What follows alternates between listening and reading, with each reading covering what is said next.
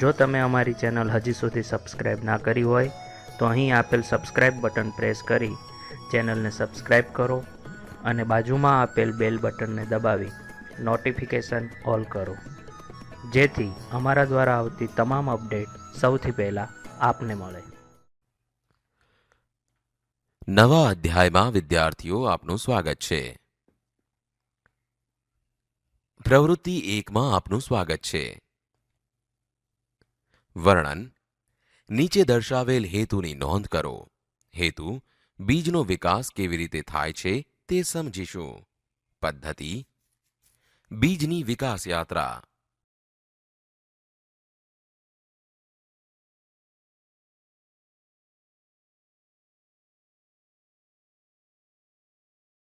આપણે જોઈ રહ્યા છીએ એમ એક બાળક જમીનની અંદર બીજ વાવી રહ્યો છે.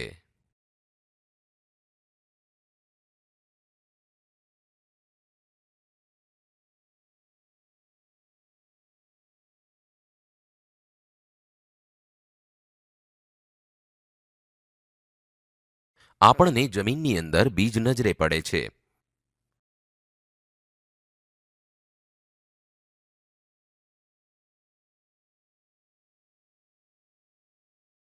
જમીનની અંદર આ બીજને ગરમી મળે છે.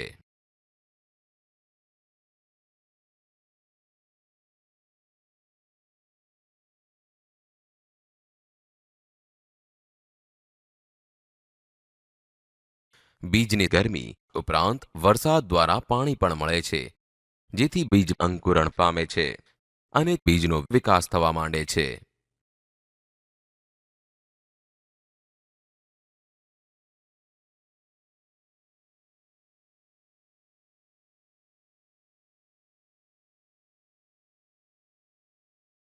અમુક સમયગાળા બાદ તે બીજ વિશાળ વૃક્ષનું સ્વરૂપ ધારણ કરી લે છે.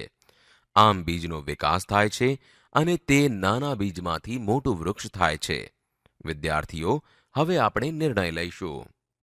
આ પ્રવૃત્તિ પરથી આપણે અભ્યાસ કર્યો કે સમય જતાં નાના બીજનો વિકાસ થઈ તે મોટા વૃક્ષમાં રૂપાંતર પામે છે. એકદળી અને દ્વિદળી બીજની ઉગવાની પ્રક્રિયા અને વર્ગીકરણ. વિદ્યાર્થી મિત્રો, નવી પ્રવૃત્તિમાં સ્વાગત છે. વર્ણન. નીચે દર્શાવેલ હેતુ અને સાધનોની નોંધ કરો. હેતુ એકદળી અને દ્વિદળી બીજનું વર્ગીકરણ કરી ઉગવાની પ્રક્રિયા સમજવી. સાધનો વિવિધ જાતના પલાળેલા બીજ, બીજ વાવવા માટેનો કુંડો. પદ્ધતિ એકદળી અને દ્વિદળી બીજનું વર્ગીકરણ. ઘઉં. જે બીજની સરખી ફાળ થતી નથી તેવા બીજને એકદળી બીજ કહેવાય છે. પલાળેલા ઘઉંના બીજના ટુકડા કરતા તેના સરખા ટુકડા નથી થતા, તેથી ઘઉં એકદળી બીજ છે.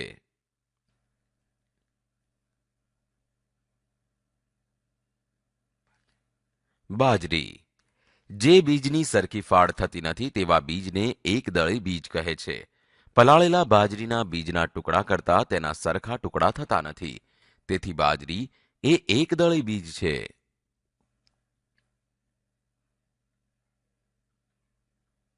મકાઈ. જે બીજની સરખી ફાળ થતી નથી તેવા બીજને એકદળી બીજ કહે છે. પલાળેલા મકાઈના બીજના ટુકડા કરતા તેના ટુકડા સરખા થતા નથી, તેથી મકાઈ એકદળી બીજ છે.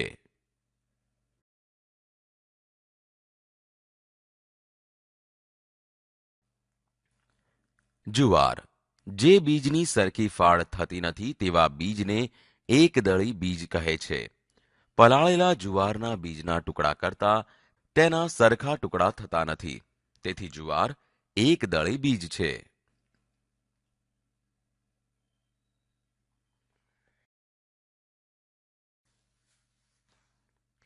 વટાણા.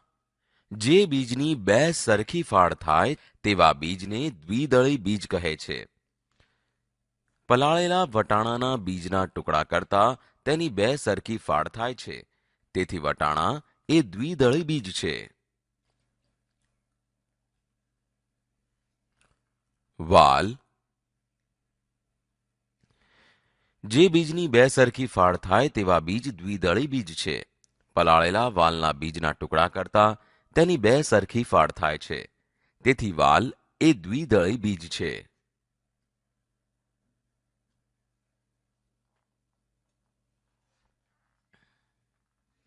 મગ. જે બીજની બે સરખી ફાળ થાય તેવા બીજ દ્વિદળી બીજ છે. પલાળેલા મગના બીજના ટુકડા કરતા તેની બે સરખી ફાળ થાય છે. તેથી મગ એ દ્વિદળી બીજ છે. ચણા. જે બીજની બે સરખી ફાળ થાય તેવા બીજ દ્વિદળી બીજ છે. પલાળેલા ચણાના બીજના ટુકડા કરતા તેની બે સરખી ફાળ થાય છે. તેથી ચણા એ દ્વિદળી બીજ છે. તુવેર. જે બીજની બે સરખી ફાળ થાય તેવા બીજ દ્વિદળી બીજ છે. પલાળેલા તુવેરના બીજના ટુકડા કરતા તેની બે સરખી ફાળ થાય છે. તેથી તુવેર એ દ્વિદળી બીજ છે.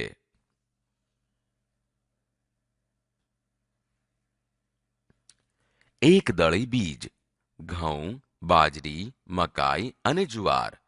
દ્વિદળી બીજ. વટાણા, વાલ, મગ, ચણા, તુવેર.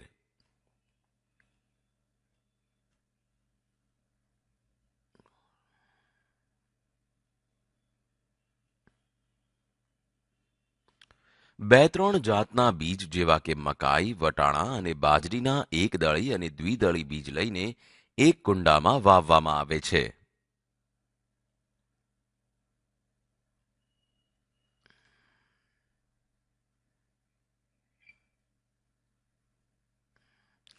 ત્રણેય વાવેલા બીજને સૂર્યપ્રકાશ મળી રહે તે રીતે રાખવામાં આવે છે તથા પાણી આપવામાં આવે છે.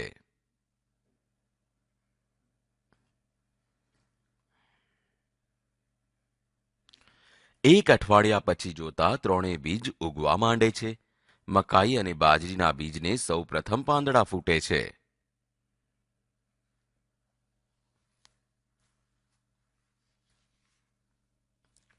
સમય પસાર થતા ત્રણેય બીજનો વિકાસ થતો જાય છે. વટાણાના બીજની ઉગવાની પ્રક્રિયા મકાઈ અને બાજરી કરતા ધીમી છે.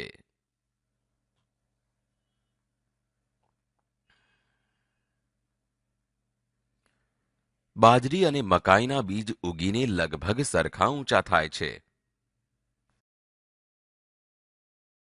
દિવસો પસાર થતા ત્રણેય બીજ મકાઈ, વટાણા અને બાજરી ઉગી જાય છે. સમય પસાર થતો જાય છે અને ત્રણેય બીજ મકાઈ, વટાણા અને બાજરી ઉગી જાય છે. આમ દરેક બીજની વિકાસની પ્રક્રિયા અલગ અલગ હોય છે. વિદ્યાર્થી મિત્રો, હવે આપણે નિર્ણય લઈશું. આ પ્રવૃત્તિ પરથી આપણે અભ્યાસ કર્યો કે જે બીજના બે સરખા ટુકડા થાય છે તેવા બીજને દ્વિદળી બીજ કહે છે. જેમાં કઠોળ અને તેલીબિયાના બીજ હોય છે. અને જે બીજની સરખી ફાળ થતી નથી તેવા બીજને એકદળી બીજ કહે છે. જેમાં અનાજના બીજ હોય છે. વિદ્યાર્થીઓ, બીજી પ્રવૃત્તિમાં આપનું સ્વાગત છે. બીજનું વર્ગીકરણ. વર્ણન. નીચે દર્શાવેલ હેતુ અને સાધનોની નોંધ કરો. હેતુ: જુદા જુદા બીજોનું તારણ કાઢી વર્ગીકરણ કરવું. સાધનો: જુદી જુદી જાતના બીજ. પદ્ધતિ: ચણા,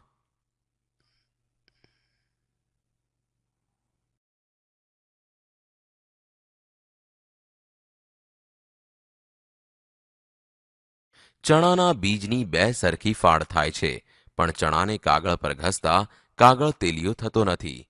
તેથી ચણા એ કઠોળ છે. મગ.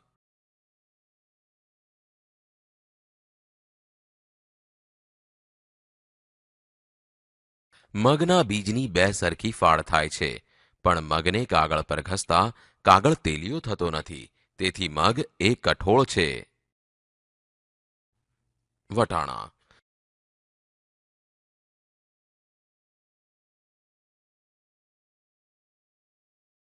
વટાણાના બીજની બે સરખી ફાળ થાય છે, પણ વટાણાને કાગળ પર ઘસતા કાગળ તેલિયો થતો નથી, તેથી વટાણા એ કઠોળ છે. વાલ.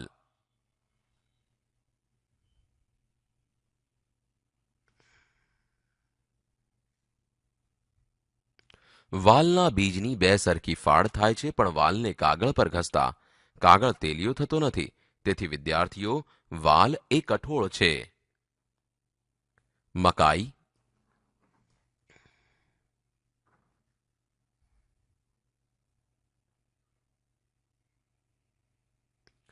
મકાઈના બીજના ટુકડા કે ભૂક્કો થાય છે અને કાગળ પર ઘસતા કાગળ તેલિયો થતો નથી, તેથી મકાઈ અનાજ છે. ઘઉં.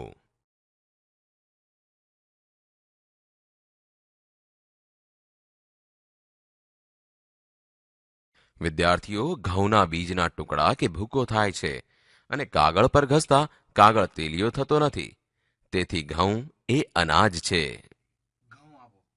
બાજરી.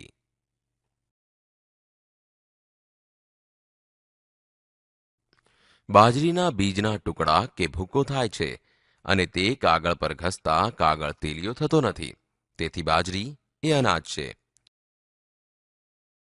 ચોખા.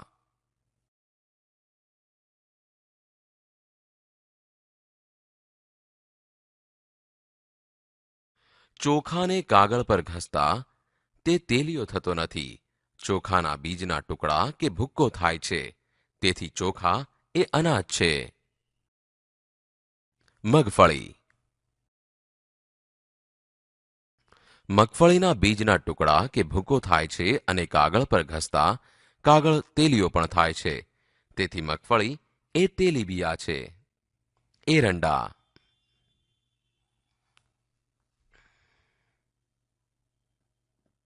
એરંડાના બીજના ટુકડા કે ભૂકો થાય છે અને કાગળ પર ઘસતા કાગળ તેલિયો પણ થાય છે, તેથી એરંડા એ તેલીબિયા છે. તલ.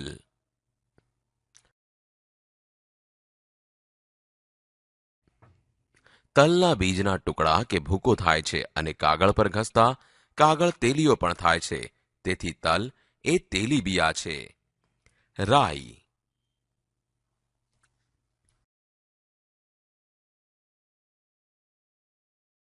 રાઈના બીજના ટુકડા કે ભૂકો થાય છે અને કાગળ પર ઘસતા કાગળ તેલિયો પણ થાય છે, તેથી રાઈ એ તેલીબિયા છે. બીજનું વર્ગીકરણ. બે સરખી ફાળ થઈ હોય તેવા બીજને કઠોળ, દાખલા તરીકે ચણા, મગ, વટાણા, વાલ. ટુકડા કે ભૂકો થયો હોય તેવા બીજ એટલે કે અનાજ, દાખલા તરીકે મકાઈ, ઘઉં, બાજરી, ચોખા. ભૂકા કે ટુકડાને કાગળ પર ઘસતા કાગળ તેલિયો થયો હોય તેવા બીજને તેલીબિયા, દાખલા તરીકે મગફળી, એરંડા, તલ અને રાઈ. વિદ્યાર્થી મિત્રો, હવે આપણે નિર્ણય લઈશું. આ પ્રવૃત્તિ પરથી આપણે અભ્યાસ કર્યો કે વિવિધ બીજનું તારણ કાઢીને તેનું વર્ગીકરણ કરી શકાય છે.